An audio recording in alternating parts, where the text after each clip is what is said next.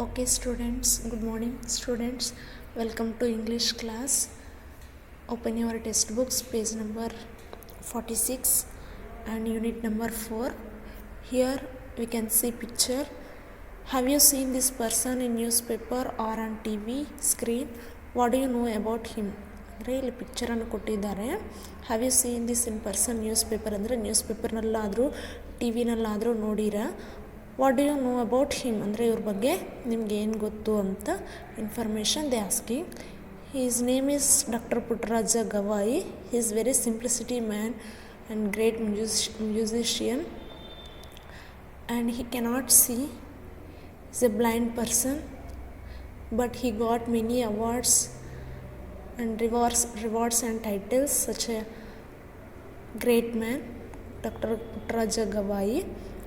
And under you can see we have a lesson, a letter to your daughter. This is a new chapter, second chapter of your syllabus. Already we completed first lesson and poem. The next lesson is a letter to a daughter. Okay, there is a letter the father wrote his daughter, and what's the information he wrote in a letter we can see. Okay, first introduction means introducing about us. Okay, ನಮ್ಮ ಬಗ್ಗೆ ಬೇರೆಯವ್ರಿಗೆ introduction ಕೊಡ್ತಾ ಇರ್ತೀವಲ್ಲ, there is an introduction. Harshini's father works in Delhi and he writes letter to his daughter regularly. Where Harshini's father was working, Harshini's father works in Delhi and he writes letter to his daughter regularly. Harshini's father ಲೆಟರನ್ನು ಅವ್ರ ಮಗಳಿಗೆ ಬರೀತಿದ್ರು ಎಟ್ regularly ಅಂದರೆ ದಿನ ಬರೀತಿದ್ರು. Here is a letter ಅಂದರೆ ಕೆಳಗಡೆ ನಾವು ನೋಡಿದರೆ letter ಕಾಣಿಸುತ್ತೆ. Here picture also given Harshini's and her father. Here he was writing a letter to his daughter. Hope you are fine and have got used to the hostel. I hope you have read some more books during your holidays.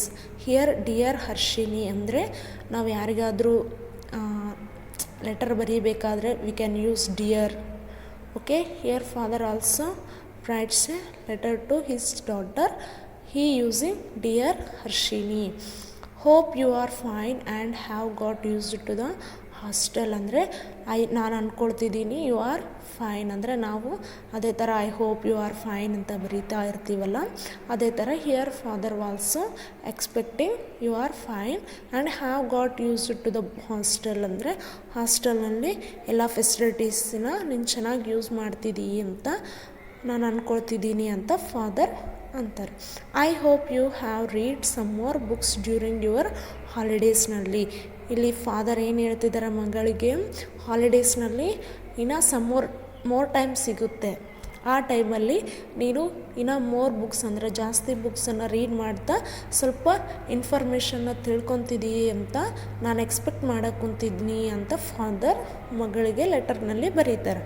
In my previous letter I had return to about the story of Punyakoti ಅಂದರೆ previous letter ಬರೀತಾರೆ father.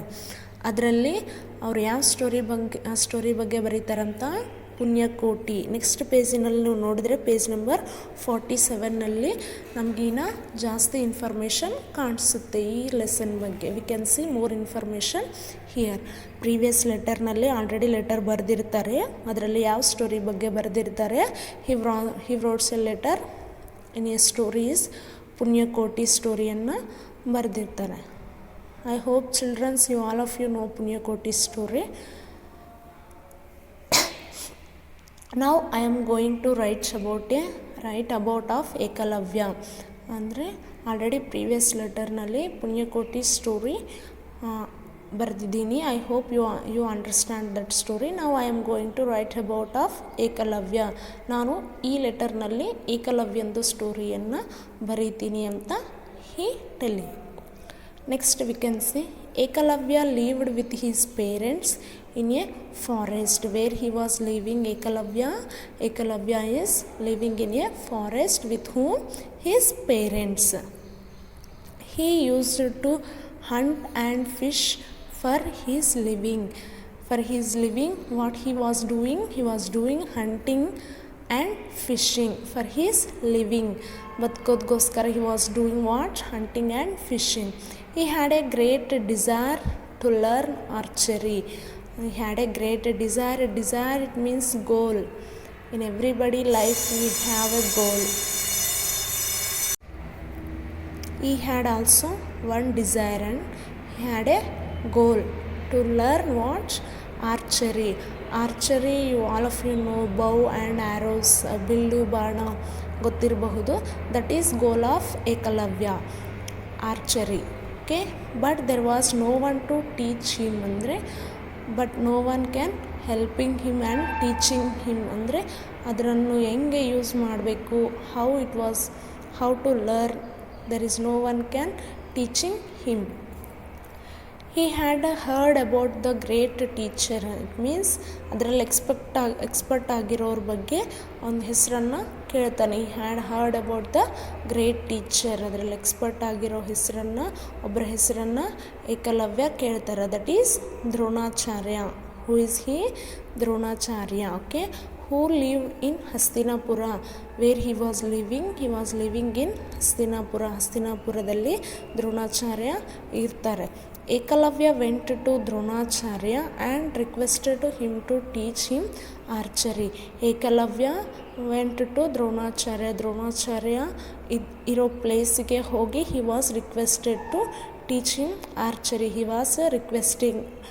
Eklavya ಅವರು ದ್ರೋಣಾಚಾರ್ಯನ request ಮಾಡ್ತಾರೆ, please to teach me archery, ಅಂದರೆ ಆರ್ಚರಿಯನ್ನು ನನಗೆ ಕಳಿಸ್ರಿ, teach ಮಾಡಿರಿ ಅಂತ ಹಿ ವಾಸ್ ರಿಕ್ವೆಸ್ಟೆಡ್.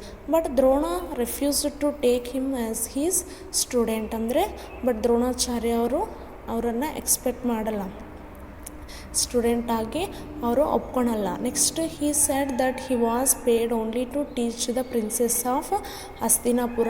ಅವಾಗ Dronacharya was telling to him, ನಾನು ಹಸ್ತಿನಾಪುರದಲ್ಲಿರೋರಿಗೆ ಮಾತ್ರ ಐ ವಾಂಟ್ ಟು ಟೀಚ್ ಅಂತ ದ್ರೋಣಾಚಾರ್ಯ ಅವರು ಹೇಳ್ತಾರೆ.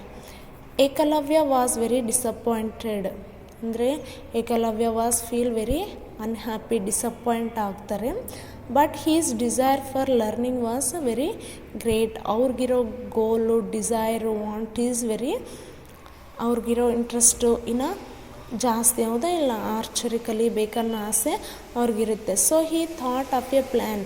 ಆವಾಗ he got a one plan and one idea. He made a clay model of Dronacharya and made it for his real guru. On that time he was do a one idea and one plan. He made a clay model of Dronacharya. Dronacharya ಅವ್ರದನ್ನು ಒಂದು ಮಣ್ಣಿನಿಂದ ಒಂದು ರೂಪವನ್ನು ಮಾಡ್ತಾರೆ, ದ್ರೋಣಾಚಾರ್ಯವನ್ನು. He prayed before the clay model and then started practicing archery every day. ದಿನ ಅದು ಅವ್ರು ಮಾಡಿರ್ತಾರಲ್ಲ, ಕ್ಲೇಯಿಂದ ಒಂದು ಮಾಡೆಲನ್ನು ಮಾಡಿರ್ತಾರಲ್ಲ, ಅದರ ಮುಂದೆ ಹೋಗಿ ದಿನ ಪ್ರೇಯರ್ ಮಾಡಿ he was started to archery practice ಮಾಡ್ತಾರೆ, ಆರ್ಚರಿಯನ್ನು ಪ್ರಾಕ್ಟೀಸ್ ಮಾಡ್ತಾ ಇರ್ತಾರೆ. He continued this for a long time with deep interest and great concentration. ಅದನ್ನು ದಿನ ಕ್ಲೇ ಮಾಡೆಲ್ ಮುಂದೆ ಹೋಗಿ ಪ್ರೇಯರನ್ನು ಮಾಡಿ ಆರ್ಚರಿಯನ್ನು ಪ್ರಾಕ್ಟೀಸ್ ಮಾಡ್ತಾ ಇರ್ತಾರೆ. ಅದನ್ನೇ he was doing continuously at a long time with deep interest, ಅಂದರೆ ತುಂಬ ಇಂಟ್ರೆಸ್ಟಿಂದ, ಕಾನ್ಸಂಟ್ರೇಷನಿಂದ ಅದನ್ನು ಕಲೀಲೇಬೇಕು ಅನ್ನೋ ಉದ್ದೇಶದಿಂದ ಏಕಲವ್ಯ ಅವರು ಸ್ಟಾರ್ಟ್ ಮಾಡ್ತಾರೆ. Soon he mastered the skill and became an expert archer.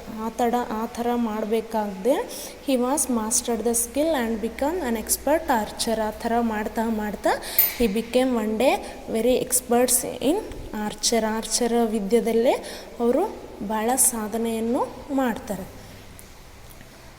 Next, Harshini, don't you think Ekalavya was great? ಅಂದರೆ ಏಕಲವ್ಯ ಅವರು ಯಾವ ಥರ ಗ್ರೇಟ್ ಆದರು ಅಂತ ನೀನು ಥಿಂಕ್ ಮಾಡ್ತಾ ಇದೀಯಾ? ನಾವೆಲ್ಲರೂ ನಿಜವಾಗ್ಲೂ ಥಿಂಕ್ ಮಾಡಲೇಬೇಕು. Remember, where there is A will there is A way. ಅಂದರೆ ಮನಸ್ಸಿದ್ರೇ ಮಾರ್ಗ ಇರುತ್ತೆ. ಸರ್ ನೋ, ಅಯ್ಯೋ ನನ್ನ ಕೈಯೆಲ್ಲ ಆಗಲ್ಲ ಅಂತ ಏಕಲವ್ಯ ಅವರು ಬಿಟ್ಟಿದ್ರೆ ಇವತ್ತು ನಾವು ಈ ಸ್ಟೋರಿಯನ್ನು ರೀಡ್ ಮಾಡ್ತಾ ಇರ್ತಿದ್ವಾ? No, where there is a will there is a way. ಮನಸ್ಸಿದ್ರೇ ಕಂಪಲ್ಸರಿ ನಮಗಂತೂ ಮಾರ್ಗ ಸಿಗುತ್ತೆ. ನಾವು Harshini, you have all the facility to stay in comfort and learn, and a very good teachers to guide you. Make the best use of these facilities and you will surely succeed. ಅವ್ರ father ಹರ್ಷನಿಗೆ ಹೇಳ್ತಿದ್ದಾರೆ, you have all the facilities and all the needs and staying in comfortly. ನಾವೆಲ್ಲರೂ ಅಷ್ಟೇ, ಎಲ್ಲ facilities ಇದ್ರೂ, ಎಲ್ಲ comfort ಝೋನಲ್ಲಿದ್ರೂ, but ಏನೋ ಒಂದು ಮಾಡಬೇಕು ಅನ್ನೋ ಆಸೆನೂ ನಮಗೆ ಇಲ್ಲ. ಆ ಥರ ಇರಲಾರ್ದಂಗೆ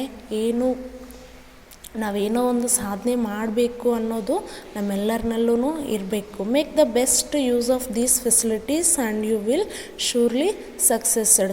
ಇರೋ ಫೆಸಿಲಿಟೀಸನ್ನು, ಇರೋ ನೀಡ್ಸನ್ನು, ವಾಂಟ್ಸನ್ನು ಕರೆಕ್ಟಾಗಿ ಯೂಸ್ ಮಾಡ್ಕೊಂಡ್ರೆ we can success as one day. ಯಾವತ್ತಾದರೂ ನಮಗೆ ಸಕ್ಸಸ್ ಸಿಗುತ್ತೆ. Have a nice day and take care my dear. ಅಂದರೆ ಲಾಸ್ಟಲ್ಲಿ have a nice day and take care my dear. Your lovingly papa Basavaraj. ಲೆಟರನ್ನು ಎಂಡ್ ಮಾಡಬೇಕಂದ್ರೆ ಈ ಥರ ನಾವು ಬರೀಬೇಕು. Have a nice day and take care my dear, our loving papa Basavaraj. Here father wrotes a letter to her daughter. He was explained Ekalavya story. ಕಲಿಸೋರು ಯಾರೂ ಇದ್ದಿಲ್ಲ ಅಂದರೆ there is no teachers to teach him archery, but he was prepared clay model and today he was very success in this archery. Yes or no? ಆರ್ಚರಿನಲ್ಲೇ ಇವತ್ತು ಏಕಲವ್ಯನ ಸ್ಟೋರಿನೇ ನಾವು ಕೇಳ್ತಿದ್ದೀವಿ. ಆ ಮಟ್ಟಕ್ಕೆ ಏಕಲವ್ಯ ಸಕ್ಸಸ್ ಆಗಿದ್ದಾರೆ. ಡಿಸೈರ್ ಇರಬೇಕು, ಗೋಲ್ ಇರಬೇಕು. ಲೈಫಲ್ಲಿ ಗೋಲ್ ಇದ್ರೇ we can reach that goals. We have to try to reach that goals. ಲೈಫಲ್ಲಿ ಗೋಲ್ ಇದ್ದಿಲ್ಲ ಅಂದರೆ we cannot do anything. We become very lazy. So I hope students, all of you understood this lesson, and read the lesson again, and so thanks.